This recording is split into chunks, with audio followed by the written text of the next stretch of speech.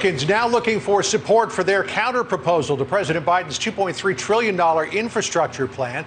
The Republican plan would spend far less than that, $568 billion over the next 5 years.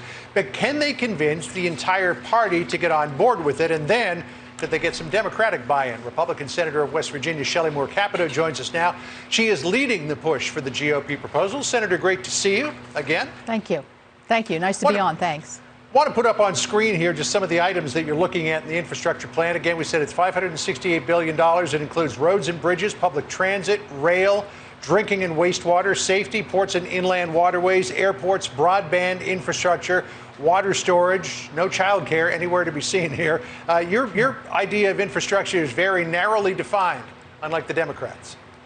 Well, right. I think we need to look at and defining infrastructure. I think was critically important in terms of putting forth a really viable offer. And I think the physical infrastructure, what I keep calling is the core infrastructure of our country. And these are issues that we've worked together time and time again across the aisle to provide for. So I think it's a great offer to the president, a very sincere one. I've gotten good feedback from the White House and others. Certainly not everybody is on board, but you know, this is what you do. You negotiate, you work to see where your areas of emphasis are. But I think good physical core infrastructure is what the American people want us to do and want us to work together. And I think we can get there. You mentioned reaction from the White House. Here's what the press secretary, Jen Psaki, said about the idea yesterday. And apparently we don't have that. So here, let me just read what she said. She said, quote, "The president has said from the beginning that he would welcome any good faith effort to find common ground because the only unacceptable step would be inaction." Clearly, though, Senator, the White House wants more. How much higher are you willing to go? Well, you know, that's yet to be determined where we would end up here. But I think if you took the president's plan, his $2.2 trillion plan, and you really pulled out those areas of physical core infrastructure that we think is critically important, and you matched it apples to apples, we're not nearly as far apart as it might seem. I mean, we are far apart, but not nearly to trillions of dollars. And so I think this is where we start. The president asked us for a plan. I think it's incumbent upon us to get our Republican ideas out in front of the American people and in front of the president and into our committees where we really should be doing this work.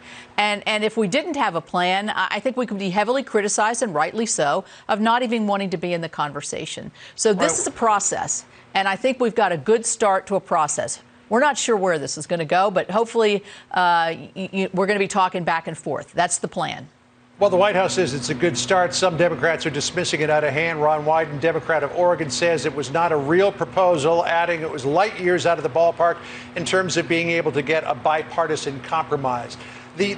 You make the point that you want to do this through regular order, which increasingly looks like it's going to become a quaint artifact of years gone by because the Democrats are looking at doing this by nuking the filibuster. Well, here's where I think the American public could pay attention next week to see if we really can do this. One of the core functions, I think, there in infrastructure is the clean water, wastewater portion of that, of $35 billion.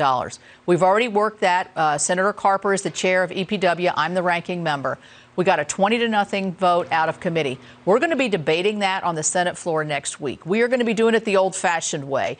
Amendments, talking about it, seeing where we can get a bipartisan 60-vote threshold to be able to get this moved out. And then we can say, hey, we've got some movement here in infrastructure, some bipartisan movement. And for those that have, dissed the plan, I think it's too often in Washington that, people don't even see what you're talking about, and they just naturally assume it's nothing that they would like. And so I think that's where a lot of the reactions come from. That's not bothering me. Sometimes we have also heard you have to pass these things to find out what's actually inside them. I take it you don't want to do that this time around. I wouldn't endorse that strategy. We've done that before. Not a lot of people who would. Senator Chris Coons of Delaware has got a different idea. He's thinking that maybe it might be a good idea to do a scaled-down infrastructure package on a bipartisan basis and then pass all those other things that the Democrats want to put into their infrastructure bill through reconciliation. What do you say about that? Well, I've talked with Chris Coons more than a few times. And this sort of is a step one in the direction that he signals, and that the White House has signaled too that they might be willing to look at. And the fact of the matter is, they can't do everything. They, being the Democrats or the president, can't do everything in reconciliation that they want to do. And so that's why I think that this is critical that we as Republicans make our mark on this physical infrastructure package. And then if they want to do home health aides and expand Medicaid and raise your taxes and all the things that the president wants to do, if they want to do that with a 50-vote threshold in reconciliation, they can do that. I can't stop that. But I'm not sure there's 50 Democrats on board for that strategy either.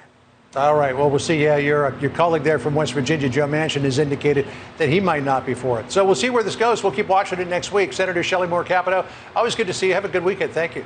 Thanks so much, John.